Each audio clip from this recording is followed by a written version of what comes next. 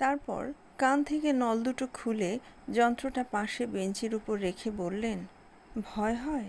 অন্ধকারে অসাবধানে সুইচে হাত পড়ে গেলেই কেলেঙ্কারি। বদনবাবু ঠোঁটের ডগায় একটা প্রশ্ন এসে আটকে ছিল, এবার বেরিয়ে পড়ল। আপনার ওই যন্ত্রটা কি স্টেথোস্কোপ না অন্য কিছু? ভদ্রলোক প্রশ্নটা সম্পূর্ণ অগ্রাহ্য করে গেলেন। ভারী অভদ্র তো। উত্তরের বদলে একটা অবান্তর প্রশ্ন করে বসলেন, আপনি লেখেন? লিখি মানে? গল্প? গল্প হোক, প্রবন্ধ হোক, যাই থাক, ব্যাপারটা হচ্ছে ওই জিনিসটা আমার ঠিক আসে না। অথচ এসব কীর্তি, এত অভিজ্ঞতা, এত গবেষণা, এগুলো সব ভবিষ্যতের জন্য লিখে যেতে পারলে ভালো হতো। অভিজ্ঞতা, গবেষণা, লোকটা বলে কি? পর্যটক রকম দেখেছেন? লোকটার প্রশ্নগুলোর সত্যি কোনো মাথা মুন্ডু নেই। পর্যটক একটা দেখবারই বা সৌভাগ্য কজনের হয়? বদনবাবু বললেন, পর্যটক যে এক রকমের বেশি হয় তাই তো জানতাম না। সে কি?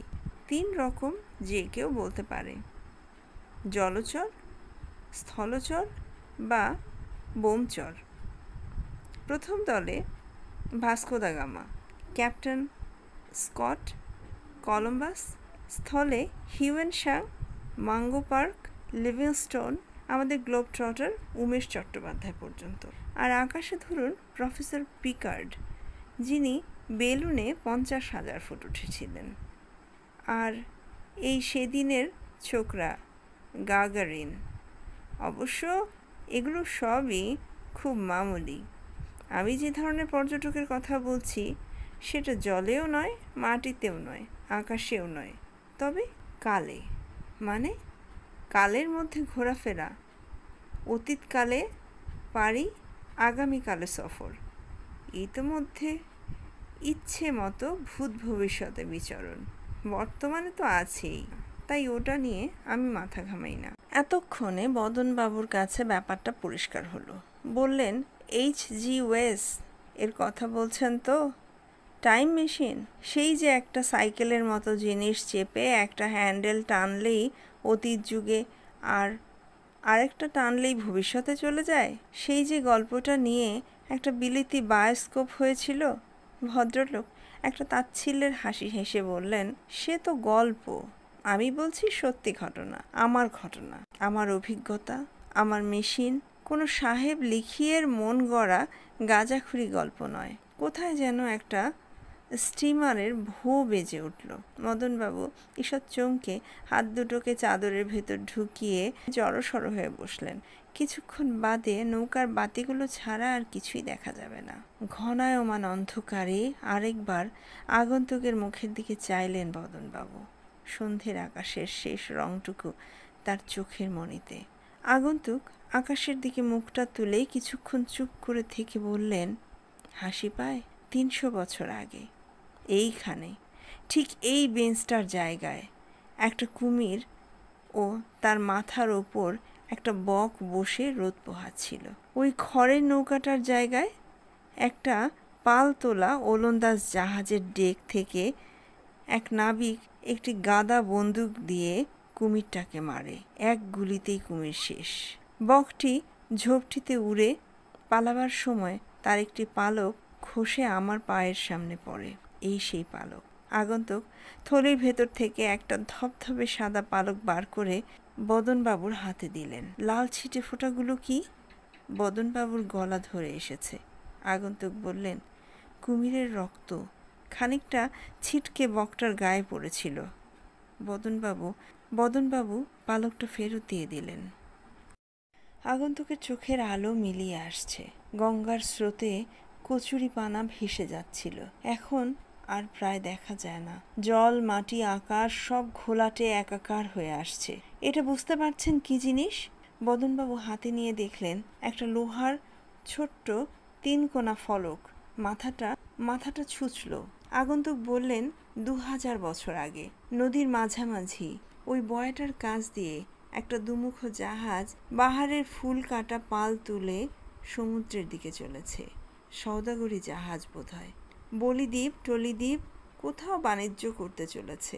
পশ্চিমের বাতাসে 32 দ্বারের ছপছপানি শুনতে পাচ্ছি এইখান থেকে।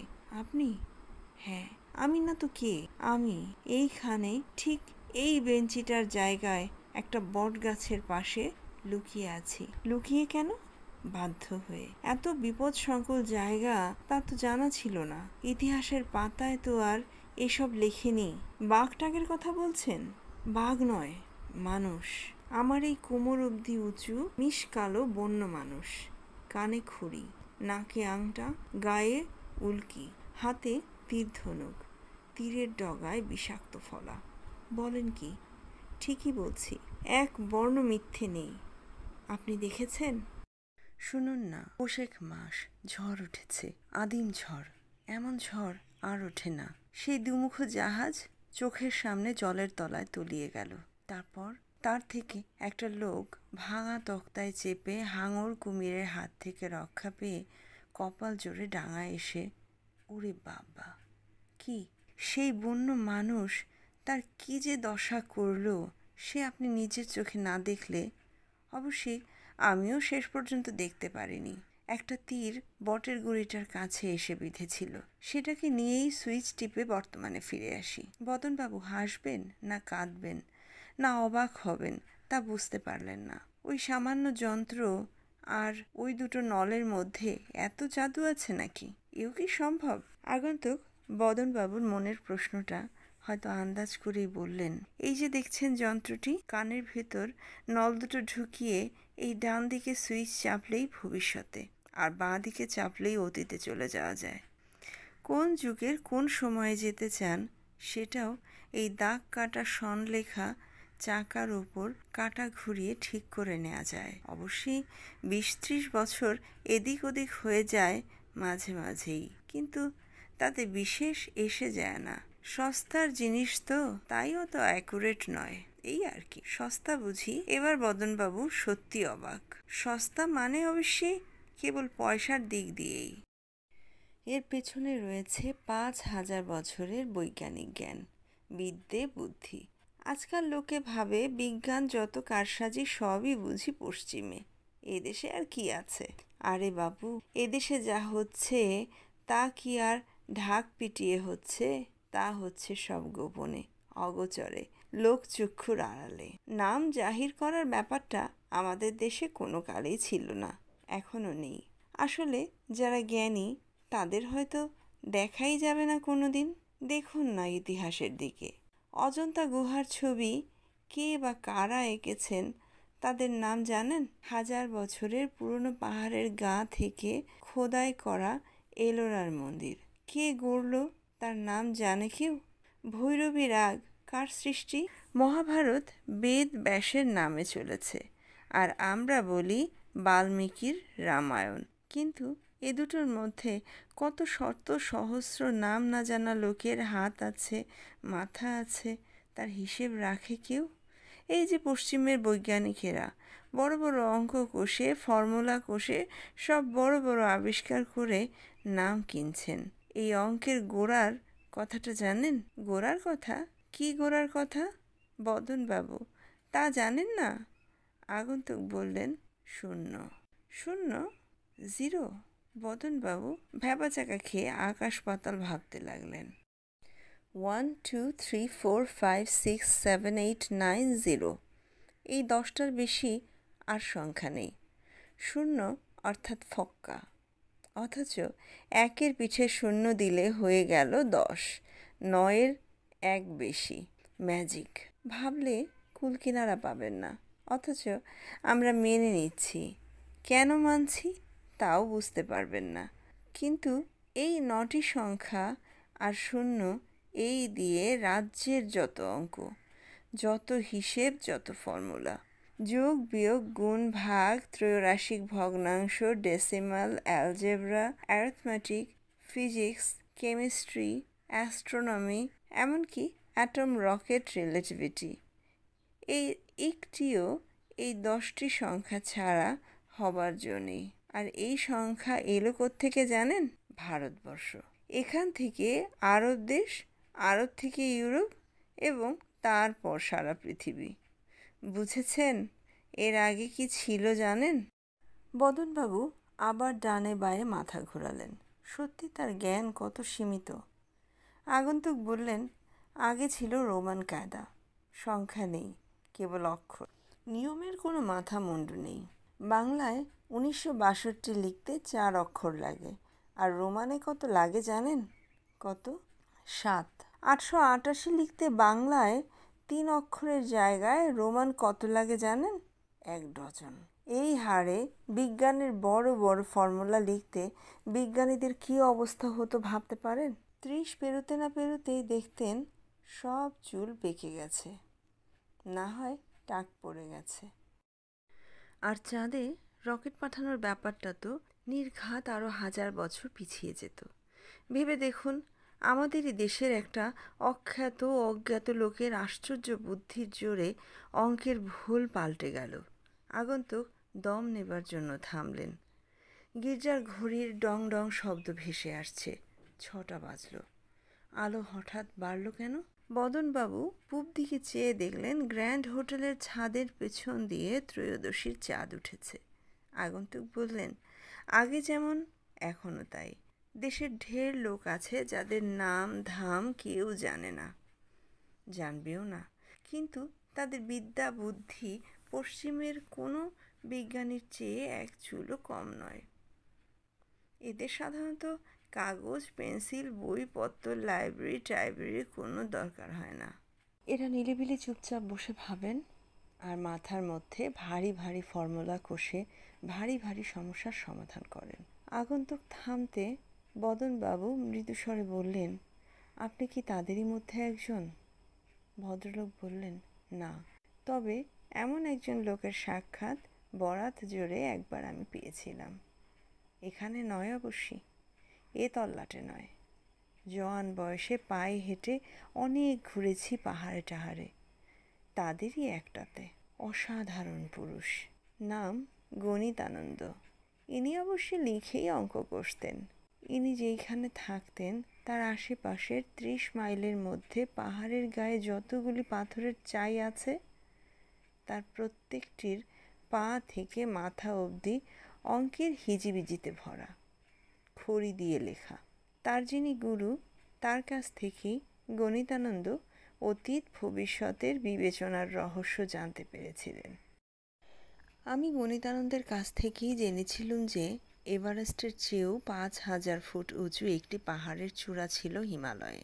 আজ থেকে 47,000 বছর আগে একটা প্রলয়ঙ্করী ভূমিকম্পে এই পাহাড়ের অর্ধেকটা নাকি মাটির ভেতরে ঢুকে যায়, এবং একই ভূমিকম্পে নাকি উত্তর হিমালয়ের একটি পাহাড়ে ফাটল ধরে, তার থেকে একটি ঝর্ণা বেরিয়ে এই যে নদীটি বয়ে যাচ্ছে আমাদের সামনে দিয়ে, সেটির সৃষ্টি হয়।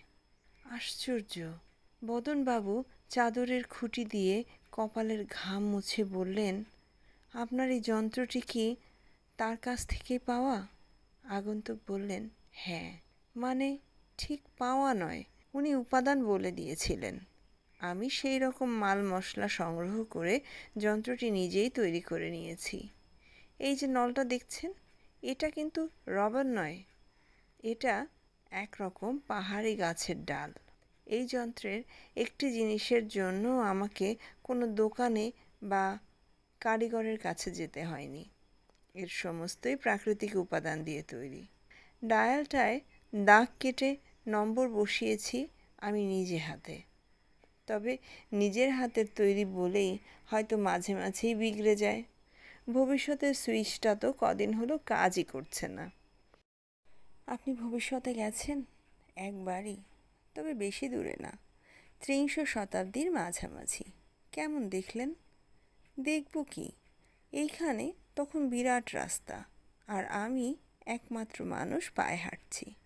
এক অদ্ভুত গাড়ির তলায় পড়তে পড়তে বেঁচে গেলাম, তারপর আর যাইনি। আর অতীতে কতদূর গেছেন? ওই আরেকটা গোলমাল, আমার এই যন্ত্রে সৃষ্টির গোড়ায় পৌঁছানো যায় না। বটে?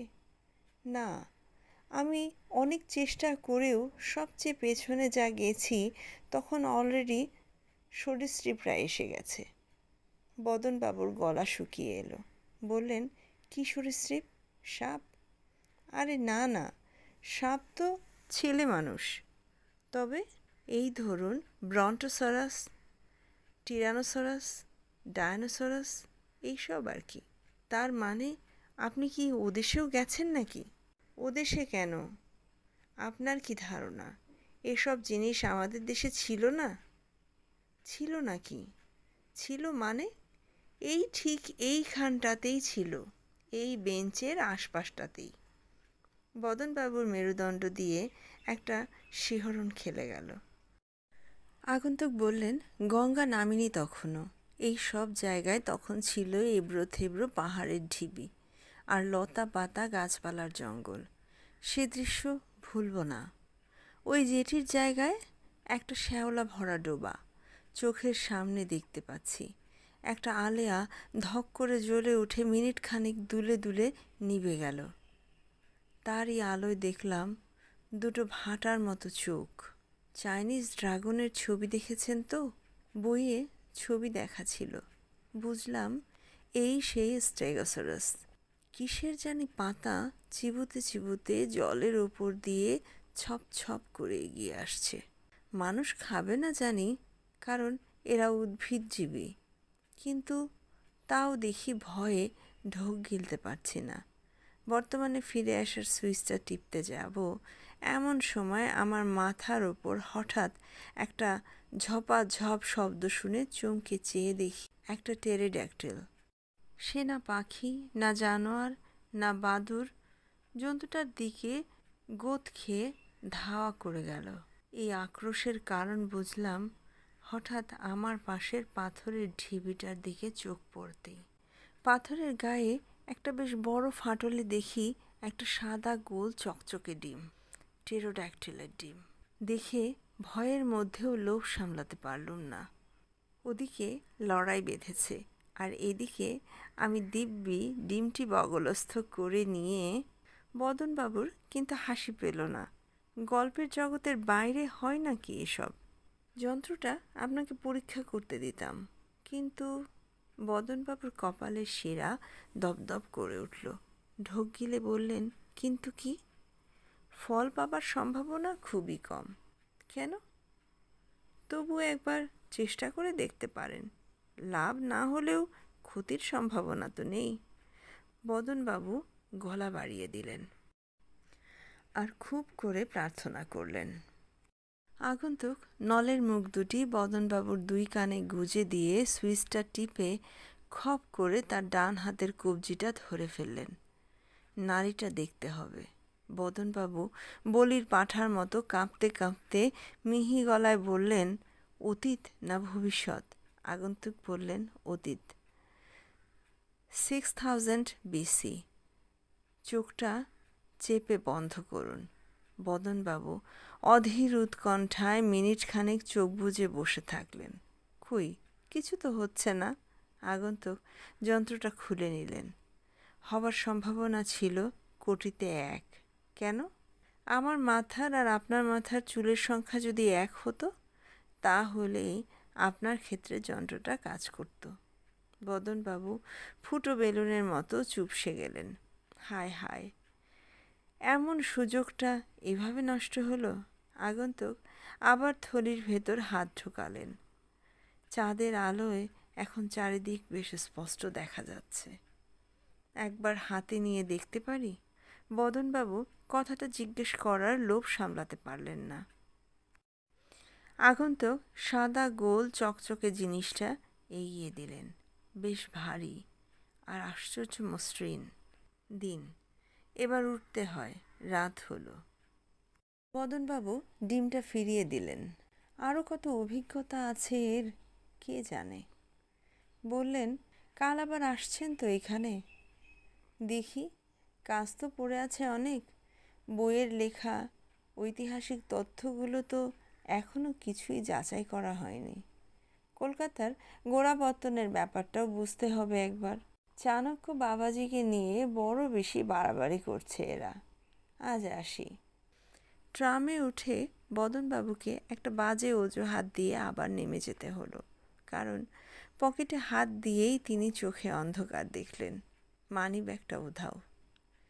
বাড়ির দিকে হাঁটতে হাঁটতে মনে মনে দীর্ঘশ্বাস ছেড়ে বললেন, বুঝেছি বুঝেছি। যখন চোখ বন্ধ করেছিলাম আর লোকটা হাত ধরল নাড়ি দেখতে, ইস, ছি ছি ছি, কি বেকুবি না বানিয়েছে আজ। বাড়ি যখন পৌঁছালেন তখন 8টা। বাবাকে দেখে বিল্টুর মুখটা হাসিতে উচ্ছ্বসিত হয়ে উঠল। এতক্ষণে কিন্তু বদনবাবুও অনেকটা হালকা বোধ করছেন। জামার বোতাম খুলতে খুলতে বললেন, আজ তোকে একটা ভালো গল্প বলবো। সত্যিই তো, অন্য দিনের মতো নয় তো? না রে, সত্যি। কিসের গল্প বাবা? টেরোড্যাকটিলের ডিম।